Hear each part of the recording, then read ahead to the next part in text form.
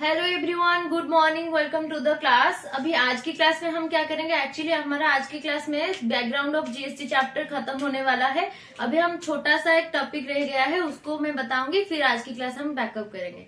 जैसे कि previous classes में हमने देखा था बैकग्राउंड ऑफ जीएसटी के चैप्टर में 2-3 एग्जाम्पल देखा था और इंटरेस्टेड ऐसे करके एग्जाम्पल देखा था। अभी हम आज की क्लास में क्या करेंगे, थोड़ा सा रिविजन करेंगे। मैं बैकग्राउंड ऑफ जीएसटी के चैप्टर में आपको समझा रही हूँ। देखो, जैसे कि जीएसटी जो आया था पहले किस कंट्री में आया था, पहले आया था फ्रांस में। किस ईयर में, 1954 में।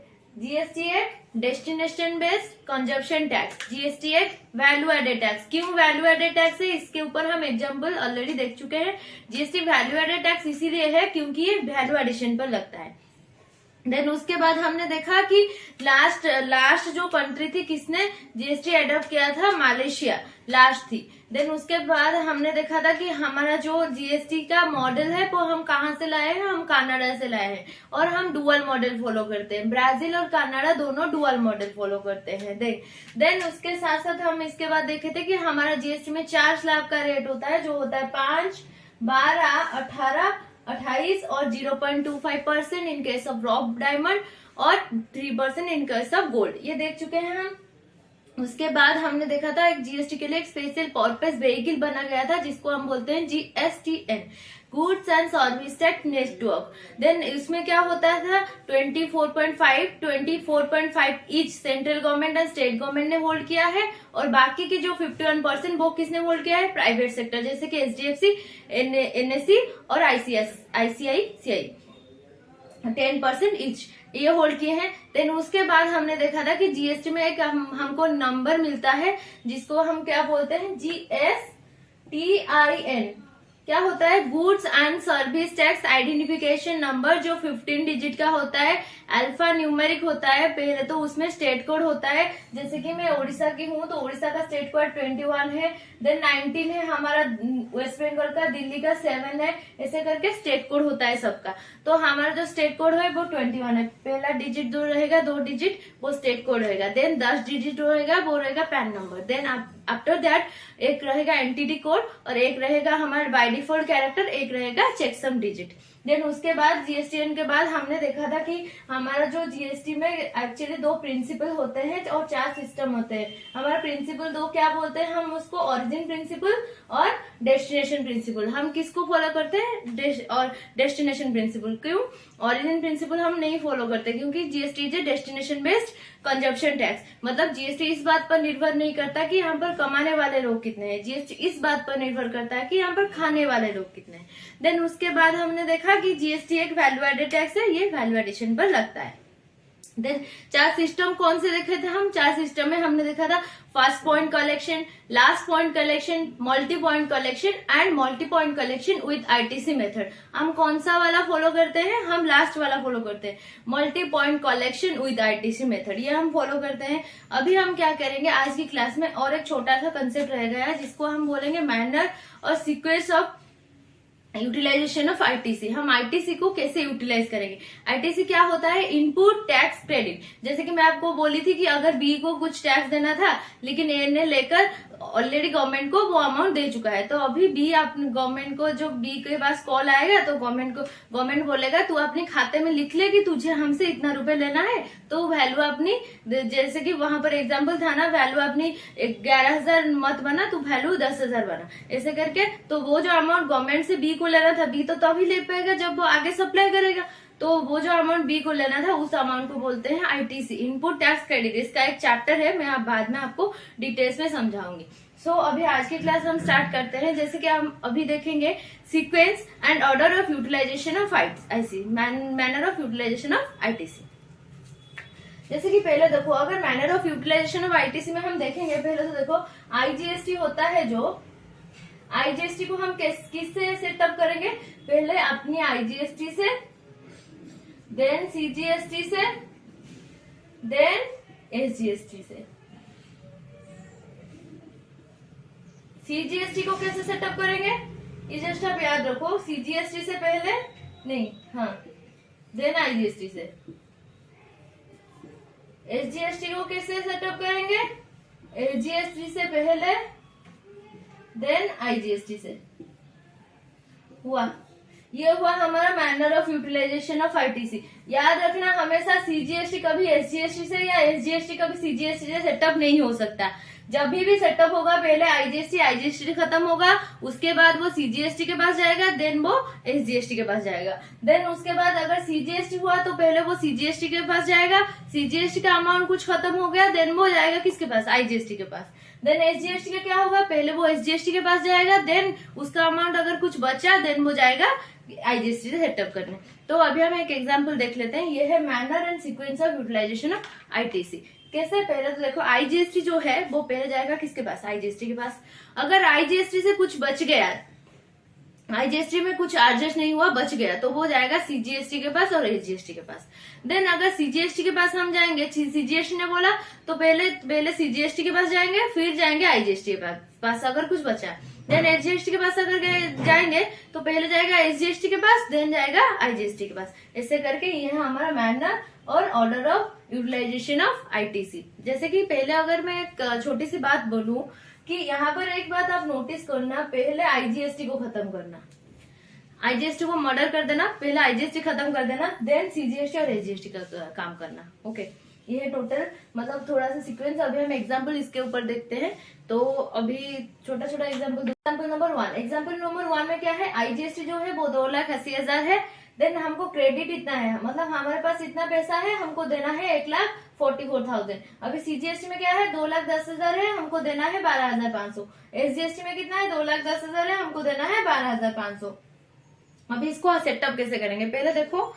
जैसे कि अभी अगर आईजीएसटी के पास हम चलेंगे, आईजीएसटी का अमाउंट कितना है, 2,80,000।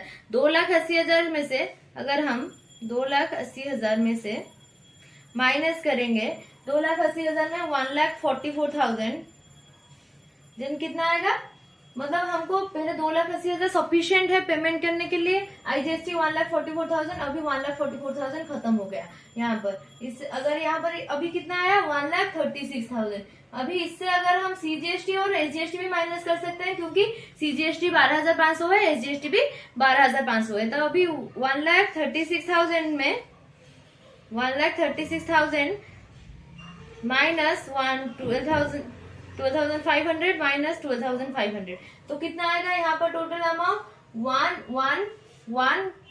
1,11,000, 1,11,000 यहाँ पर आएगा। मतलब टोटल अमाउंट अब हमारे पास आईजीएसटी का कितना बचा, 1,11,000। तो यहाँ पर भी खत्म, सीजीएसटी खत्म, एसजीएसटी खत्म। जैसे कि मैं पहले आपको बता चुकी थी, पहले किसका गला पकड़ना है, पहले हमको आईजीएसटी का गला पकड़ना है। आईजीएसटी पहले खत्म करेंगे, फिर जाकर सीजीएसटी और एसजीएसटी। देन यहाँ पर क्या किया हम, पहले तो देखो हमारा आईजीएसटी का क्रेडिट था 2,80,000, हमको लेना था, पेमेंट करना था कितना, 1,44,000 आईजीएसटी का, 12,500 सीजीएसटी का, 12,500 एसजीएसटी का। अभी 2,80,000 सफिशिएंट था पेमेंट करने के लिए, सीजीएसटी, एसजीएसटी और आईजीएसटी। तो हमारे पास अभी आईजीएसटी में और भी क्रेडिट बच गया, जो 1,11,000 बच गया। तो अभी मैं क्या करूंगी, और दो ही कंसेप्ट कराऊंगी, एक तो इंक्लूसिव वैल्यू और एक्सक्लूसिव वैल्यू। अगर इंक्लूसिव टैक्स है कैसे निकालेंगे, और अभी देखो एग्जाम्पल नंबर 1, 2, 3, 4, 1, 2, 3, 4, मतलब ये है इंक्लूसिव और एक्सक्लूसिव वैल्यू। मतलब इंक्लूसिव मतलब टैक्स इंक्लूडेड है, और एक्सक्लूसिव मतलब टैक्स इंक्लूडेड नहीं है।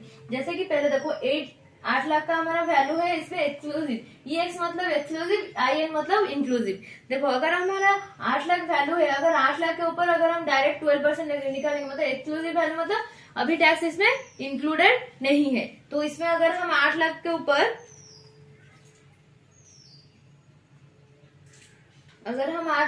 12% निकालेंगे तो कितना आएगा, 96,000 हमारा टैक्स आएगा। अगर ये इंटरेस्ट रेट सप्लाई है, देन सीजीएसटी करके एसजीएसटी को डिवाइड करेंगे। अगर 96,000 को हम अगर डिवाइडेड बाय 2 करेंगे तो कितना आएगा, 48,000 ईच, 48,000 सीजी के, 48,000 एसजी के। अभी देखो इसके बाद, अभी देखो 12 लाख का एक्सक्लूसिव वैल्यू 5% है, मतलब 12 लाख कितने एक्सक्लूसिव मतलब टैक्स इंक्लूडेड नहीं है। अगर इसमें इंक्लूडेड नहीं है तो 12 लाख के ऊपर डायरेक्ट हम 5% निकालेंगे तो कितना आएगा, 60,000। 60,000 को अगर हम डिवाइड करेंगे तो कितना आएगा, अगर इंटरेस्ट रेट है देन 30,000, ये आएगा आंसर। अभी देखो अभी यहाँ पर क्या है, 14,40,000 इंक्लूसिव @12%। तो यहाँ पर क्या है, टैक्स इंक्लूडेड है। तो अभी टैक्स हम निकालेंगे, कैसे निकालेंगे देखो, जैसे कि पहले तो 14,40,000 डिवाइडेड बाय 112 इंटू 12%। इसको अगर हम आंसर निकालेंगे तो कितना आएगा, 14,40,000 डिवाइडेड बाय 112 इंटू 12 कितना आएगा, 154,285 पॉइंट। यहाँ पर आपको राउंडेड अप में बता चुकी थी, अगर इनकम टैक्स में राउंडेड ऑफ होगा तो कितने में होगा, नेक्स्ट 10 में। अगर जीएसटी में राउंडेड ऑफ होगा तो कितना में, 1 में, ₹1 में।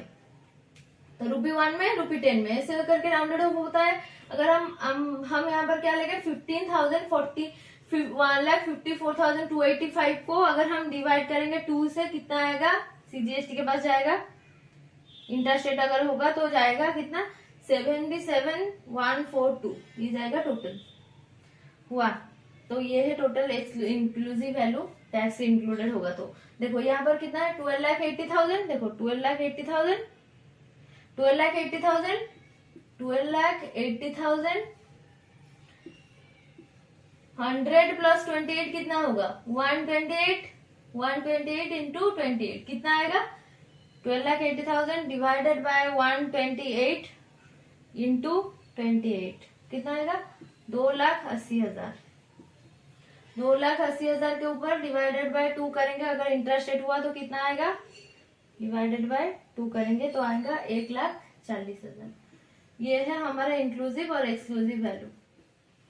आया समझ में, या दोबारा रिपीट कर, अभी मैं दोबारा रिपीट कर रही हूँ। देखो जैसे कि 8 लाख एक्सक्लूसिव वैल्यू 12% है, मतलब यहाँ पर टैक्स इंक्लूडेड नहीं है। तो डायरेक्ट 8 लाख के ऊपर हम 12% अगर निकालेंगे तो आएगा 96,000, सीजी के पास 48,000, एसजी के पास 48,000। देन अगर 12 लाख है, एक्सक्लूसिव वैल्यू 5% है। यहाँ पर अगर हम निकालेंगे तो डायरेक्ट 5% निकालेंगे तो आएगा 60,000, 30,000 सीजी के, 30,000 एसजी के। यहाँ पर क्या है, 14,40,000 के इंक्लूसिव टैक्स है, इंक्लूसिव 12% है। तो यहाँ पर क्या करेंगे, 14,40,000 डिवाइडेड बाय 112 इंटू 12 जितना आएगा उसको क्या करेंगे, डिवाइडेड बाय 2 करेंगे तो सीजी के पास उतना जाएगा, एसजी के पास उतना जाएगा।